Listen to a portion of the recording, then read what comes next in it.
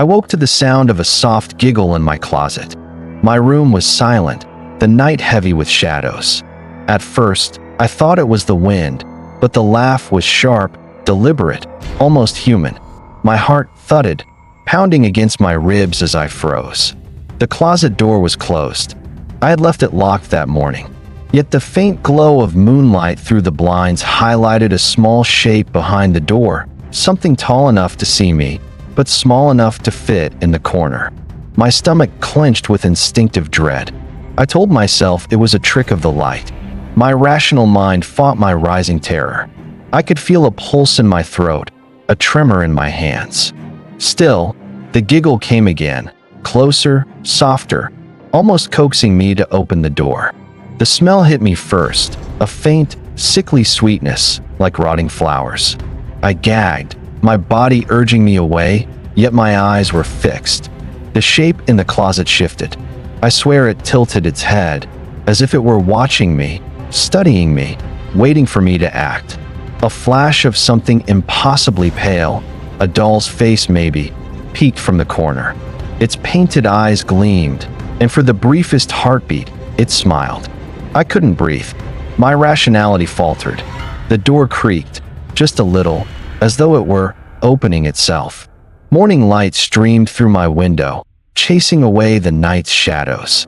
I shook off the terror from last night, telling myself it had been a dream. My closet looked ordinary, nothing amiss. The doll I remembered seeing there wasn't even in sight.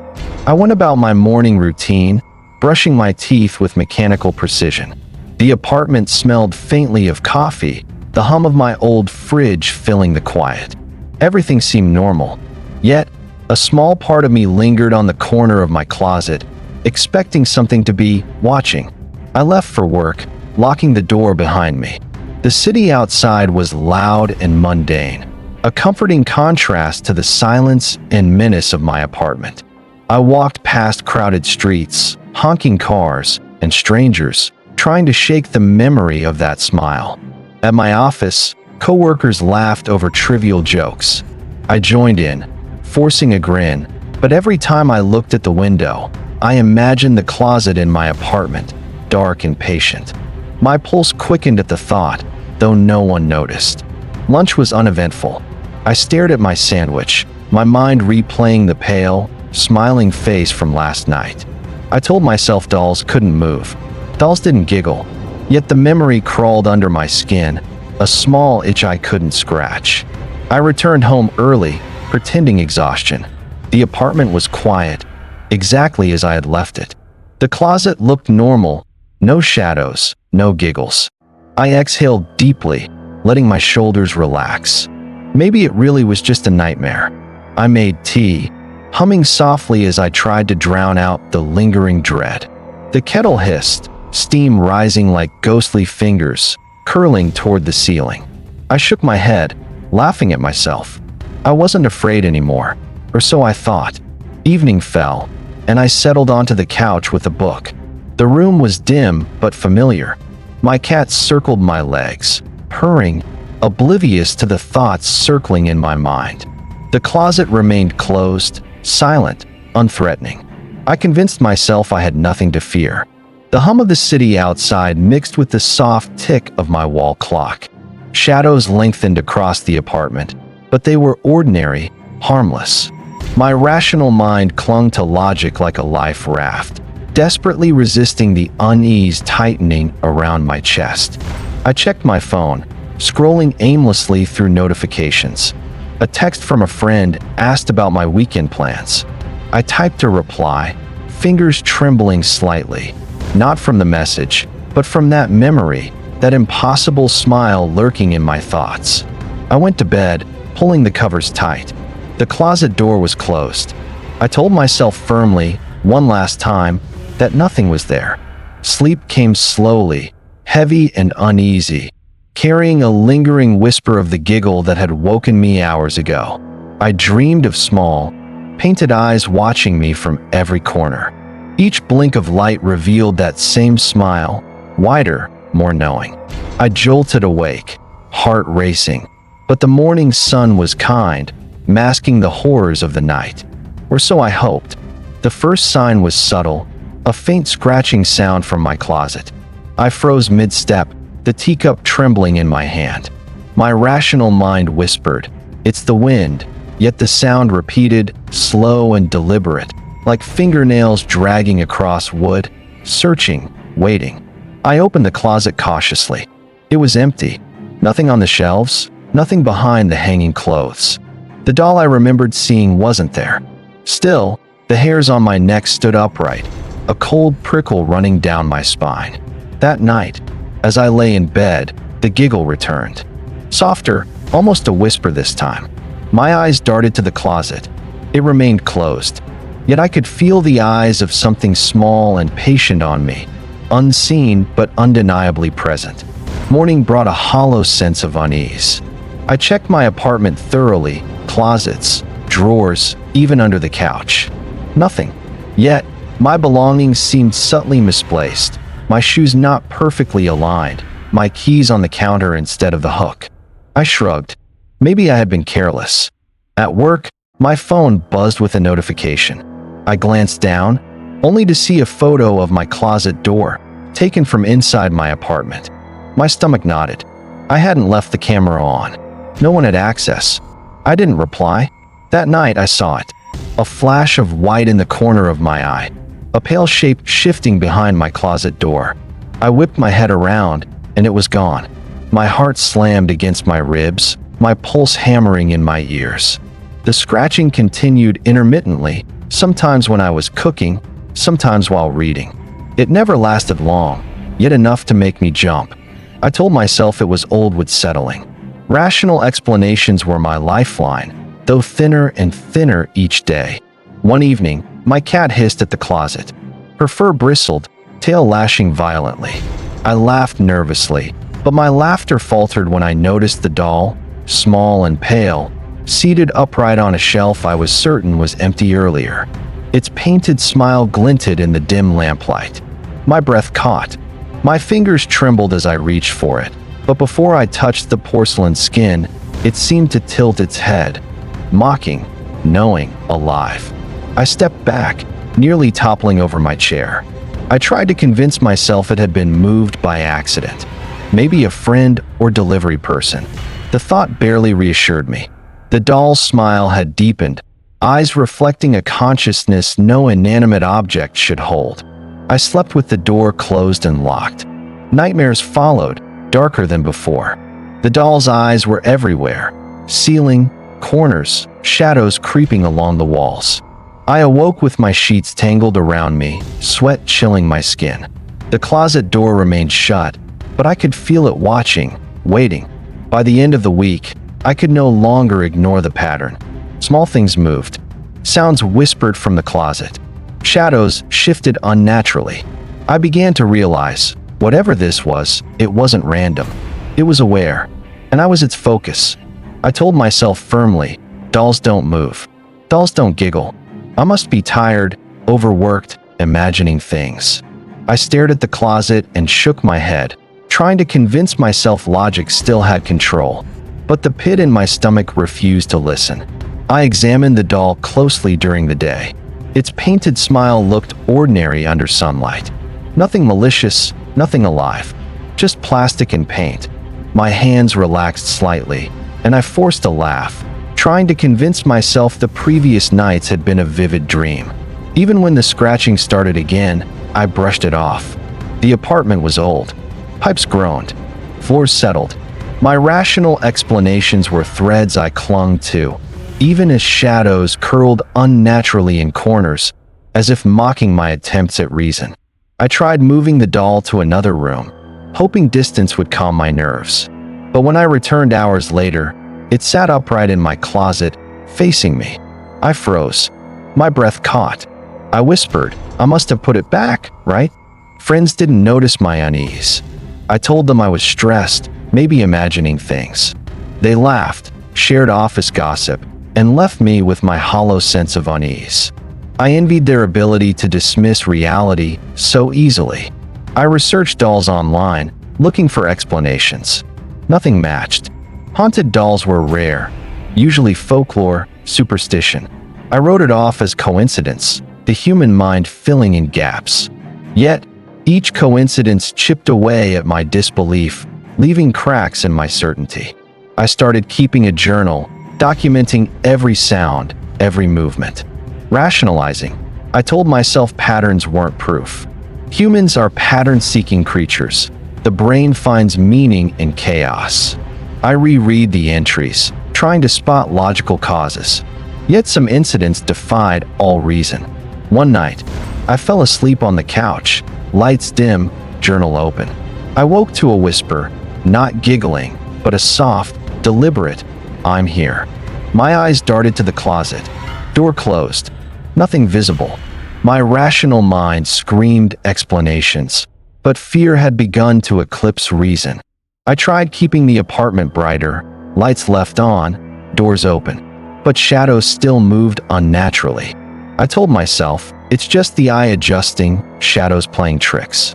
Every rationalization helped for a moment, then failed, leaving only a creeping dread crawling beneath my skin. I avoided the closet when possible, pretending it didn't exist. Yet, sometimes I caught a glimpse of something in the corner of my vision, a pale shape, too deliberate to be random. Each time, my pulse quickened and my confidence wavered. I considered therapy, fearing my mind was fracturing. Maybe stress was manifesting as hallucinations. Yet, the doll moved when no one was around. Objects shifted. Scratching persisted. I couldn't deny it any longer, even as I fought to cling to rationality. By the end of the week, I told myself one final lie. It's harmless. It can't hurt me. It's just a doll. But each night, its painted smile waited for me in the corner, and I wondered how long I could survive my own denial. The next morning, I found the doll seated on my bed. Not just anywhere, centered, facing me. I stumbled back, my breath shallow. I hadn't moved it. My hands shook as I tried to tell myself it was coincidence, but the growing pattern gnawed at me. The scratching in the closet became rhythmic, almost deliberate. I couldn't sleep without it, the sound like fingernails tracing wood, measuring my patience. I started keeping my phone in hand at night, recording, yet playback revealed only silence. The doll, however, remained alive in presence. One evening, I stepped into the kitchen to find it perched atop the fridge. My heart raced. I hadn't left it there. Its smile was wider, painted eyes glinting in the harsh light. I blinked, hoping I was imagining it, yet it tilted its head at me knowingly. The pattern repeated. Books on my shelves were rearranged, objects subtly shifted, and the doll appeared wherever I was not looking. My home, my sanctuary, became a labyrinth of unease, each corner hiding the same impossible watcher, waiting for me to slip up. Sometimes, I heard it moving when I was in the shower, water pounding, mind occupied. I would open my eyes to see a small shadow reflected in the glass, vanishing the moment I tried to focus. My pulse spiked, terror gripping every fiber of me. The scratching escalated to whispers, soft, unintelligible murmurs echoing from the closet. I pressed my ear against the door once. A coldness seeped into my skin, the whisper like fingers grazing bone. I stumbled back, gagging on panic, unsure if it was words or laughter. I tried containment. Locks, bolts, even a heavy chair wedged against the closet. Yet every morning, the doll sat upright, closer to the door's edge, almost spilling out, smiling at me, challenging my defiance. I began to dread the night before it could reset its position. The pattern wasn't just movement. The doll seemed to anticipate me. I would glance away for a second, then it was somewhere else entirely. It was patient, calculating. Every night, it learned my routines, mirroring my life while never touching me, yet claiming control of my space. I began hearing my own name whispered in the dark, soft but insistent. I froze mid-step, every hair on my body standing on end. My apartment became a trap of fear, every shadow a suspect, every sound an omen. The doll's presence was constant, oppressive. Even my cat avoided the closet now, hissing and arching its back for no reason. I felt a chill at the sight. Realizing the animal instinctively recognized the danger I refused to acknowledge. The doll's reach had spread beyond human logic. Sleep became rare. I drifted in nightmares of doll faces all around me, pale, gleaming, smiling. I awoke screaming, sheets tangled, the closet door slightly ajar, the doll closer than before. Every time I blinked, the pattern repeated, relentless, inescapable. I tried to confront it. I reached toward the closet, demanding it leave me alone. Silence. Then, a tiny thump, soft but precise, and the doll was seated on my chair. Its painted smile seemed sharper, teeth deeper, mocking my courage. The pattern was no longer subtle. It followed me room to room, floor to floor. I would enter the kitchen, and it would already be there, a silent observer. I realized it didn't need to move for me to feel its presence. It was everywhere. By the end of the week, the apartment had become hostile territory. The doll had made its own rules. Objects shifted without cause. Shadows elongated unnaturally. Whispers became sentences, faint but intelligible. My sanctuary had been transformed into a stage, and I was the unwilling audience. It started small, my name carved into the condensation on the bathroom mirror. I hadn't written it. I touched the letters, trembling. My reflection stared back, wide-eyed, terrified. I felt the doll's gaze behind me, and for the first time, I realized it wasn't just watching. It was aware of me. Notes appeared on my desk, childish handwriting scrawled across scraps of paper. "Don't leave me." My hands shook as I picked them up. I hadn't left the apartment. No one had been inside. The words were mine, and yet they weren't. I woke to find my clothes rearranged on the floor in patterns, forming shapes I didn't recognize. The doll sat among them, head tilted, painted eyes glinting in the morning light.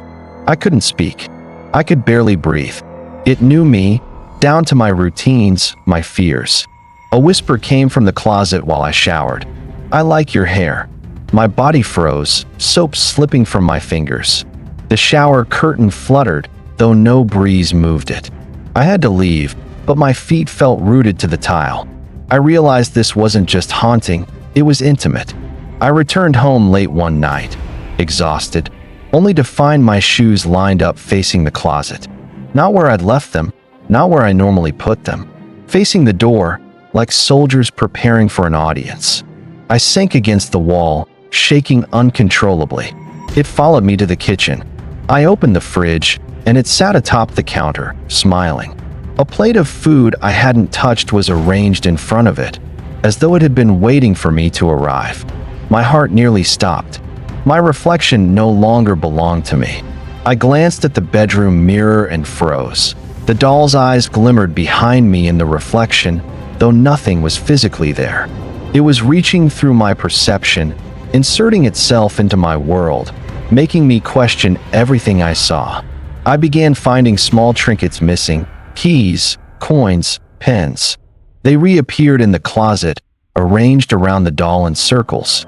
Each item felt personal, as though the doll was cataloging me, learning me, claiming ownership of my life in ways I couldn't resist. Even sounds became personalized. My footsteps echoed strangely, heavy and deliberate, matching my pace. A giggle followed me down the hallway. The apartment itself seemed attuned to my presence.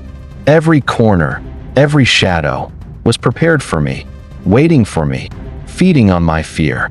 I found a note under my pillow. "I like your fear." My hands shook violently as I held it. No one could have left it. The apartment was empty. I was alone. And yet, I wasn't.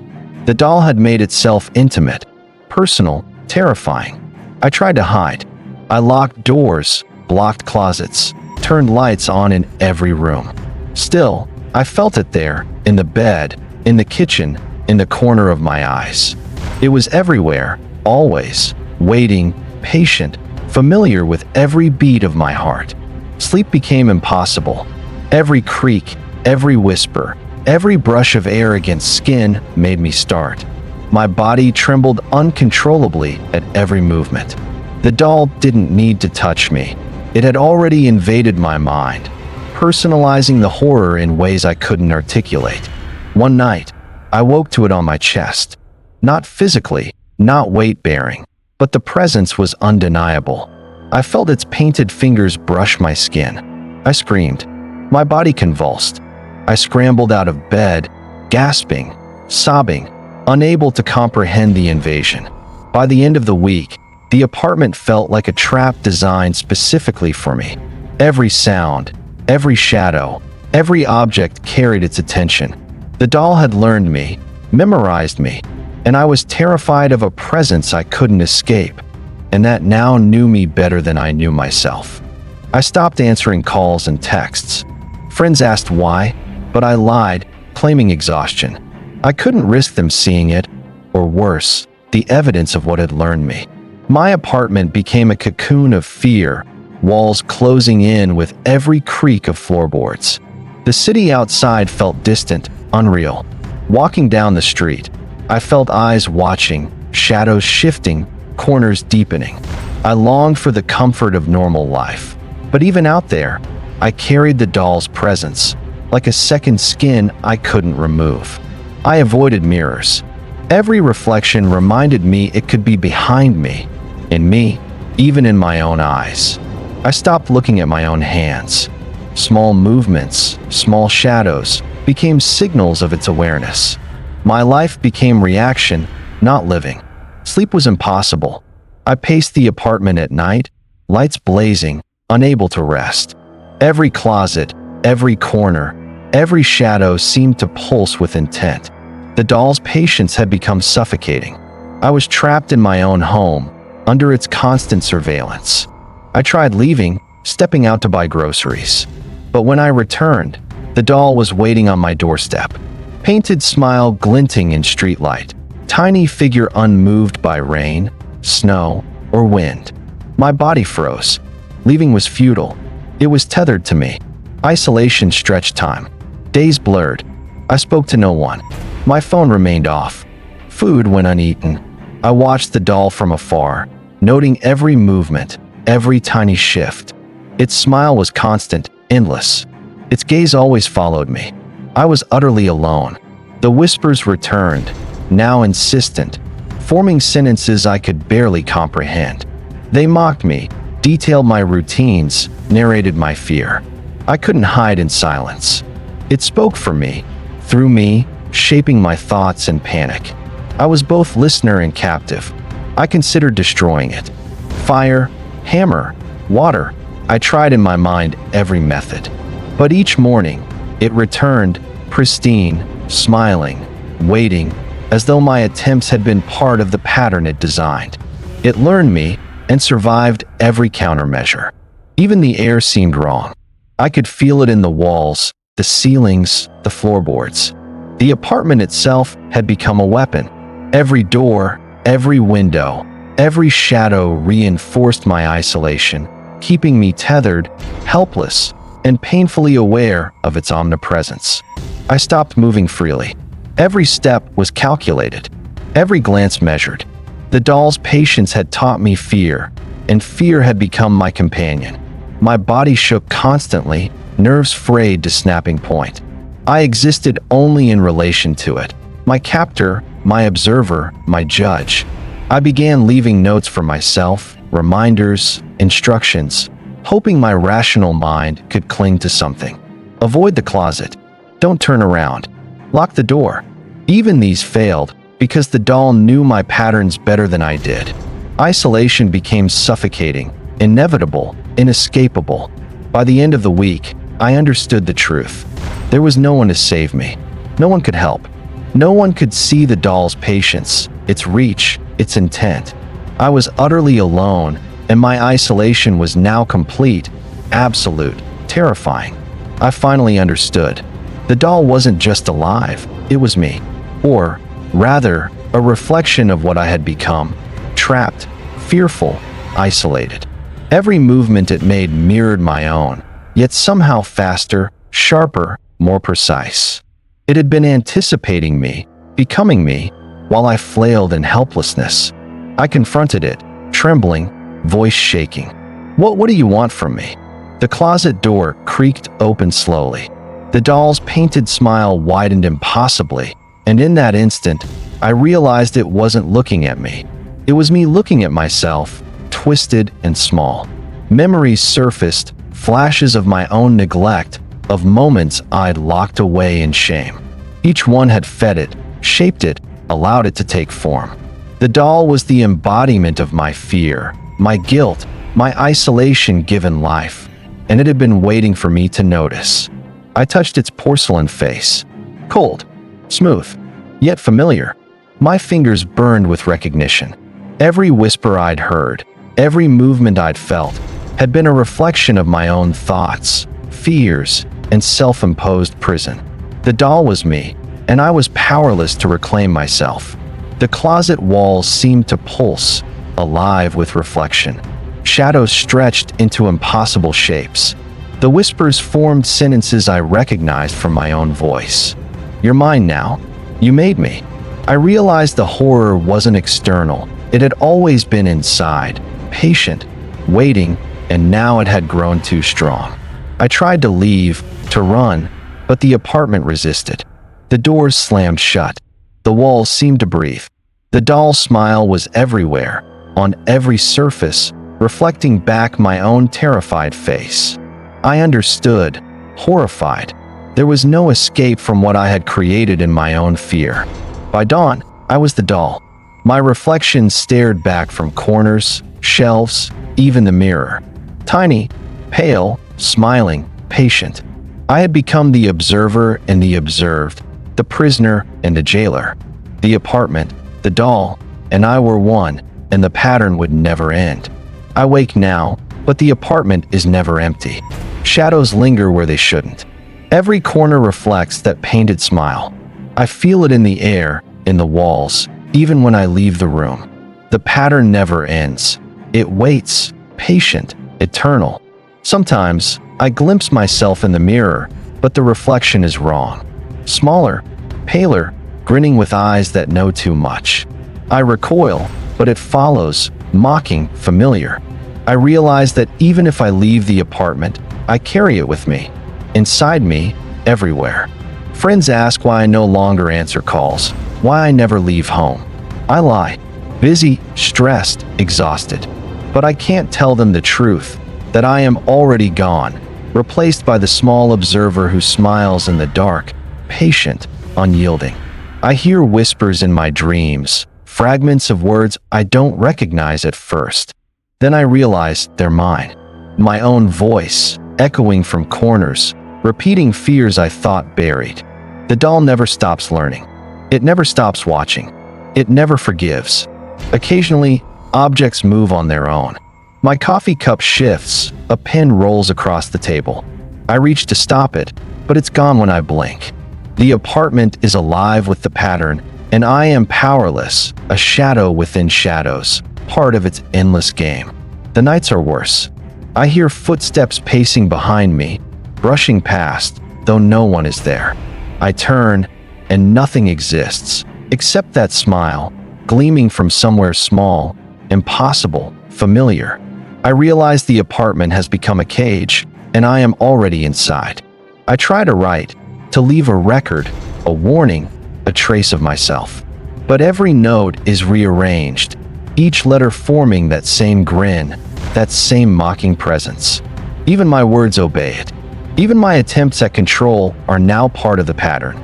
Sometimes I catch glimpses of new dolls, tiny, pale, each a fragment of me, perched in dark corners.